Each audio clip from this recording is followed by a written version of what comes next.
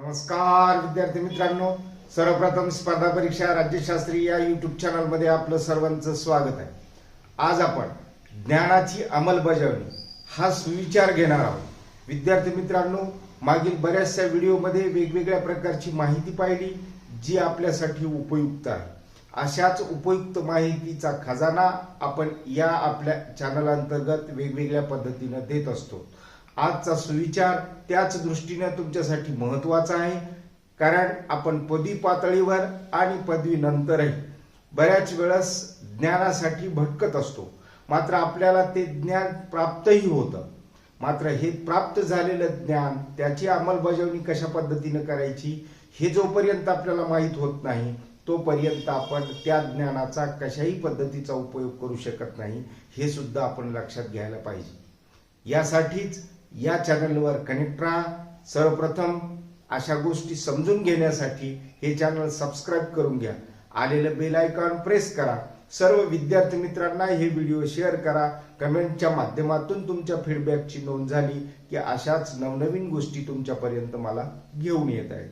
विद्यार्थी मित्रांनो, आपण असं पाहतो की आपण प्रत्येक ठिकाणी काही ना काही ज्ञान ग्रहण करत असतो, मग ती शिक्षणाच्या माध्यमातून असेल किंवा समाजामध्ये आपण ज्यावेळेस वावरत असतो त्यावेळेस असेल।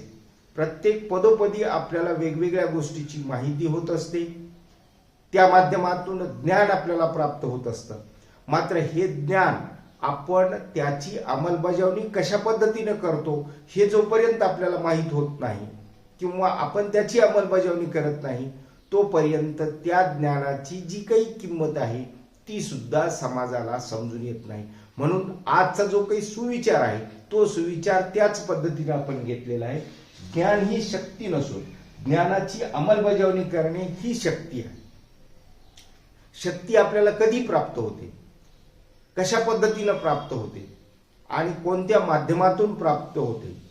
आपण जसं की कुठल्याही कामासाठी आपल्याला जी शक्ती लागते ती आपल्याला आपल्या अन्नामधून प्राप्त होते।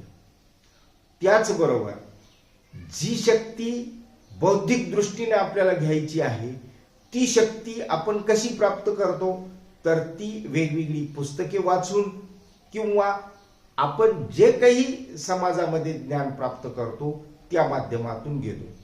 मग ही शक्ती, हे ब्रेन पॉवर जे आहे, या ब्रेन पॉवरची अंमलबजावणी सुद्धा आपल्याला समाजामध्ये करता आली पाहिजे। ती व्यावहारिक दृष्ट्या उपयुक्त असली पाहिजे आणि ती उपयुक्त माहिती जोपर्यंत आपण दुसऱ्यापर्यंत शेअर करत नाही तोपर्यंत त्या माहितीचा जो उपयोग आहे तो सुद्धा या समाजाला किंवा आपल्याला सुद्धा मिळत नाही। मग आपण पाहतो की आपले जे काही विचारवंत असतात किंवा आपण पूर्वीच्या ज्ञान साधनांच्या माध्यमातून जे ज्ञान ग्रहण करतो ते पूर्वीच्या पिढ्यांनी जे काही आपल्याला ज्ञान दिलेलं असतं त्या ज्ञानाच्या संचयाच्या माध्यमातून समाज व्यवस्था ठीकठाक करण्याचा प्रयत्न जोपर्यंत व्यक्ती करत राहतो तोपर्यंत त्या समाजाची ती व्यवस्था सुद्धा ठीकठाक राहते। आणि म्हणूनच जे आपण ज्ञान ग्रहण करतो, ज्याला आपण अनुभव असं संबोधतो, हे ज्ञान आणि त्या ज्ञानाची आपण केलेली अंमलबजावणी ही जर ठीकठाक झाली तर त्या ज्ञानाचा उपयोग शक्तीच्या रूपांतरामध्ये आपल्याला पाहावयास मिळतो। म्हणूनच आजच्या या सुविचारामध्ये आपण ज्ञान म्हणजे काय की ही एक शक्ती आहे आणि ही शक्ती आपल्याला प्राप्त जर झाली तर ती शक्ती किंवा त्याची अंमलबजावणी करून आपण त्या ज्ञानाचा प्रत्यय घेऊ शकतो। म्हणजेच एखादी गोष्ट आपल्याला समजली, एखाद्या गोष्टीचं आपल्याला ज्ञान झालं आणि ते ज्ञान आपण समाजापर्यंत आपल्या विद्यार्थ्यापर्यंत जर पोहोचवलं तर त्याची झालेली अंमलबजावणी खऱ्या अर्थानं समाजासाठी चांगल्या कारणासाठी उपयोगी पडते। म्हणूनच ज्ञान ग्रहण करणे, तो संचय न करणे, त्याचबरोबर त्या ज्ञानाचा उपयोग समाजाला कशा पद्धतीचा होईल, त्याची अंमलबजावणी कशा पद्धतीने होईल हे सुद्धा आपण विद्यार्थी दशेमध्ये लक्षात घेणं गरजेचं आहे।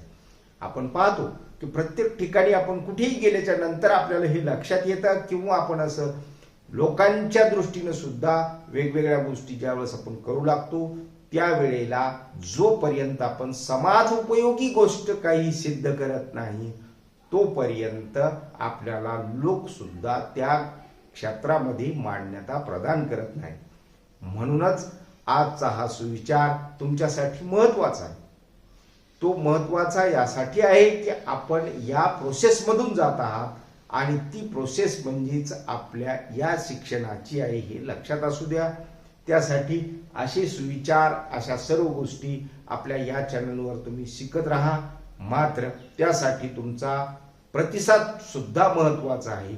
हा प्रतिसाद तुम्हाला हे छोटंसं लाईकचं बटन जर तुम्ही प्रेस केलं तर तो प्रतिसाद मला मिळून जातो आणि अशाच नवनवीन गोष्टीसाठी मी तुमच्यापर्यंत या वेगवेगळ्या व्हिडिओच्या माध्यमातून येत राहतो. आजच्या व्हिडिओचा एवढा संदेश पुरे आहे. धन्यवाद.